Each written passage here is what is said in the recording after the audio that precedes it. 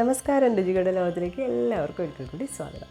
അപ്പോൾ ഇന്ന് നമ്മൾ വന്നിരിക്കുന്നത് ഒരു ബ്രേക്ക്ഫാസ്റ്റ് റെസിപ്പി ആയിട്ടാട്ടോ. നമ്മൾ കുറേ കാലയിൽ ഒരു ബ്രേക്ക്ഫാസ്റ്റൊക്കെ ഉണ്ടാക്കിയിട്ട്, അപ്പോൾ എന്തായാലും ഇന്ന് ബ്രേക്ക്ഫാസ്റ്റാണ്. ഇതിന് വേണമെങ്കിൽ ഒരു പഞ്ഞിപ്പത്തലെന്നോ അല്ലെങ്കിൽ ഒരു പഞ്ഞിപ്പത്തിരി എന്നൊക്കെ പറയാൻ പറ്റും. ഒരു പ്രത്യേക രീതിയിലാണ് ഇതിപ്പോൾ ചുട്ടെടുക്കുന്നത്. അതുപോലെ തന്നെ ടേസ്റ്റും കുറച്ചൊരു ഡിഫറെൻ്റാണ്. ഇത് നമ്മൾ ദോശയൊക്കെ ഉണ്ടാക്കുന്ന പോലെ കുറച്ച് സമയം മാവ് അരച്ചിട്ട് പുളിക്കാൻ വെക്കുന്നുണ്ട്. കുറച്ച് സമയത്തിന് ശേഷമാണ് ഇത് ചുട്ടെടുക്കുന്നത്. അപ്പോൾ നമുക്ക് വേഗം പോയിട്ട് ഈ പഞ്ഞിപ്പത്തൽ എങ്ങനെയാണ് ഉണ്ടാക്കുന്നത് നോക്കി വരാം.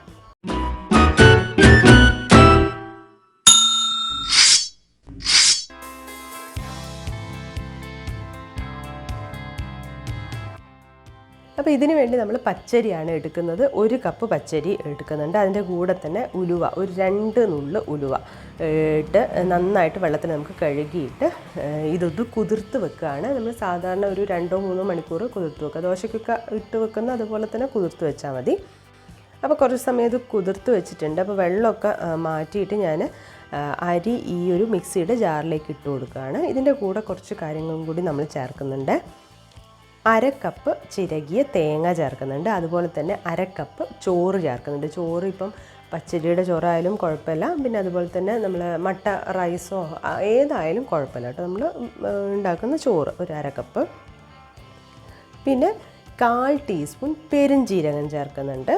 അതുപോലെ തന്നെ 1/2 ടീസ്പൂൺ ചെറിയ ജീരകവും ചേർക്കുന്നുണ്ട്. ചെറിയ ജീരകം എന്ന് പറയുമ്പോൾ നല്ല ജീരകം, നമ്മൾ കറിക്കൊക്കെ അരയ്ക്കുന്ന ജീരകം ഉണ്ടല്ലോ, അതാണ് ചേർക്കുന്നത്. അതാണ് 1/2 ടീസ്പൂൺ ചേർക്കുന്നത്. ഇനി ഇതിലേക്ക് നമ്മൾ വെള്ളം ഒഴിച്ചു കൊടുക്കുന്നുണ്ട്. വെള്ളത്തിൻ്റെ ഒരു ഏകദേശ അളവ് എന്ന് പറഞ്ഞാൽ ഒരു 1/4 കപ്പാണ് കേട്ടോ. അപ്പോൾ അതും കൂടി ഒഴിച്ച് ഇനി നന്നായിട്ടൊന്ന് അരച്ചെടുക്കുകയാണ്. ഒരുപാട് വെള്ളമൊന്നും ആവശ്യമില്ല. ഇത് അരച്ചെടുത്തിട്ടുണ്ട്. ഇനി നമുക്കിത് പാത്രത്തിലേക്ക് ഒഴിച്ചു കൊടുക്കാം. ഇനി നമ്മൾ ഇതിലേക്ക് ഉപ്പ് ഇപ്പം തന്നെ ചേർത്ത് കൊടുക്കുകയാണ്. ആവശ്യത്തിനുള്ള ഉപ്പ്. ഇനി ഉപ്പ് ചേർത്ത് ഇളക്കുന്നൊന്നുമില്ല, മേലെ എങ്ങനെ നിന്നോട്ടെ. ഇനി നമുക്കിത് അടച്ചു വെക്കാം. ഒരു 5 മണിക്കൂറെങ്കിലും ഇങ്ങനെ അടച്ചു വെക്കണം. ഇനിയിപ്പോൾ ഓവർനൈറ്റ് വെക്കുകയാണെങ്കിൽ അത്രയും നല്ലതാണ് കേട്ടോ. അപ്പോൾ ഇതാ ഒരു 5 മണിക്കൂറൊക്കെ കഴിഞ്ഞിട്ടുണ്ട്. അപ്പോൾ നമ്മളെ മാവൊക്കെ ഏതാണ്ട് റെഡി ആവാനായിട്ടുണ്ട്. അപ്പോൾ അതിന് മുമ്പ് ഇത് ഈ മാവിലേക്ക് കുറച്ച് കാര്യങ്ങൾ ആവശ്യമുണ്ട്. അതിന് വേണ്ടിയിട്ട് നമ്മൾ ഒരു സവാള ഇങ്ങനെ ചെറുതായിട്ട് അരിയാണ്. ഇനി നമുക്കിത് വാട്ടി എടുക്കണം. അതിന് വേണ്ടിയിട്ട് കുറച്ച് ഓയിൽ പാനിലേക്ക് ഒഴിച്ചു. ഇനി സവാള ഇട്ടിട്ട് വഴറ്റാണ്. കുറച്ചൊരു ഉപ്പ് ചേർക്കുക. നമ്മൾ മാവിൽ എന്തായാലും ചേർത്തിട്ടുണ്ട്. അപ്പോൾ ഇത്തിരി ഒന്ന് വഴന്ന് വരാൻ വേണ്ടിയിട്ടുള്ള ഉപ്പ് മാത്രം ചേർത്താൽ മതി. അപ്പോൾ ഇതിങ്ങനെ ഒന്ന് ട്രാൻസ്പെറൻറ്റ് ആകുമ്പം നമ്മളിതിലേക്ക് എരിവിന് വേണ്ടിയിട്ട് കുറച്ച് ചില്ലി ഫ്ലേക്സാണ് ചേർക്കുന്നത്. വറ്റൽമുളക് പൊടിച്ചത് 1/2 ടീസ്പൂൺ ചേർക്കുന്നുണ്ട്. പിന്നെ കുറച്ച് കറിവേപ്പില ഇങ്ങനെ ചെറുതായിട്ട് മുറിച്ചിട്ട് കൊടുക്കാം. ഇനി നന്നായിട്ടൊന്ന് വഴറ്റിയെടുക്കുകയാണ്. അപ്പോൾ നന്നായിട്ട് വഴന്ന് വന്നിട്ടുണ്ട്. ഇനി നമുക്ക് സ്റ്റവ് ഓഫ് ചെയ്യാം. ഇനി നമുക്ക് മാവ് നോക്കാം. അത് ആ മാവ് നന്നായി പൊന്തി വന്നിട്ടുണ്ട്. ഇനി ഇതൊന്ന് നമുക്ക് ഇളക്കി കൊടുക്കാം. ഇനി ഇതിലേക്ക് നമ്മൾ സവാള ഉണ്ടല്ലോ, വഴറ്റി വെച്ച സവാള, അത് ഇട്ട് കൊടുക്കാം. ഇനി ഒന്നും കൂടി ഒന്ന് മിക്സ് ചെയ്യണേ. അപ്പം നമ്മുടെ മാവ് റെഡി ആയിട്ടുണ്ട്. ഇനി നമുക്കിത് ചുട്ടെടുക്കാം. നമ്മളിത് ചുട്ടെടുക്കാൻ പോകുന്ന രീതിയാണ് വ്യത്യാസം. അത് നമ്മൾ അപ്പച്ചട്ടിയിലാണ് ചുട്ടെടുക്കുന്നത്. അപ്പച്ചട്ടിയിൽ അപ്പം ഉണ്ടാക്കുന്ന പോലെ അല്ല കേട്ടോ നമ്മൾ ചുട്ടെടുക്കുന്നത്. എങ്ങനെയാണെന്ന് നോക്കാം. അപ്പോൾ അപ്പച്ചട്ടിയിൽ നന്നായിട്ട് എണ്ണയൊക്കെ തടവി ഇനി നമുക്ക് ഒരു തവി ഈ മാവ് എടുത്തിട്ട് ഒഴിച്ചു കൊടുക്കാം.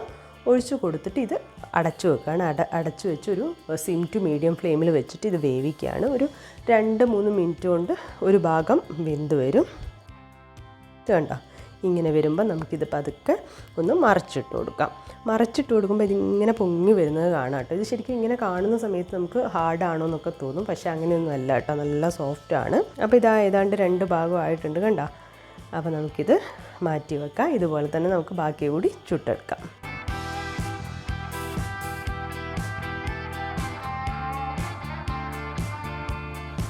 ഇപ്പം നമ്മുടെ പഞ്ഞിപ്പത്തൽ ഇവിടെ റെഡി ആയിട്ടുണ്ട്. നല്ലൊരു ഷേപ്പ് അല്ലേ. ശരിക്കും നമ്മൾ ഈ പത്തൽ ഉണ്ടാക്കുന്നത് നമ്മൾ എണ്ണയിൽ ഇങ്ങനെ മുക്കി പൊരിച്ചിട്ടാണെങ്കിൽ ഇത് അതിൻ്റെ ഒന്നും ആവശ്യമില്ല. ഒരു കാണാൻ ഏകദേശം ആ ഒരു സ്റ്റൈലാണ്. ഒരു ഭാഗം ശരിക്കും കുറച്ച് ആ അപ്പത്തിൻ്റെ ചട്ടിയുടെ പോലെ ഇങ്ങനെ കുറച്ചൊന്ന് പൊങ്ങി നിൽക്കുകയാണ് ചെയ്യുക. അപ്പം നമുക്കിതൊന്ന് മുറിച്ച് നോക്കാം. എന്തായാലും ഇത് കണ്ടില്ലേ, ഇങ്ങനെയാണ് ഇത് കണ്ടോ, നല്ല സോഫ്റ്റാണ്. അപ്പോൾ നമുക്ക് ആദ്യം മുകൾ ഭാഗം കാണുമ്പോൾ കുറച്ച് ഹാർഡാണെന്ന് തോന്നും, പക്ഷേ ഇത് മുറിച്ച് കഴിയുമ്പോൾ നല്ല സോഫ്റ്റാണ്. ഇത് ശരിക്കും ഇല്ല കറിയൊന്നും ഇല്ലാതെ ഇത് അപ്പാടെ കഴിക്കാനും നല്ലൊരു ടേസ്റ്റാണ് കേട്ടോ.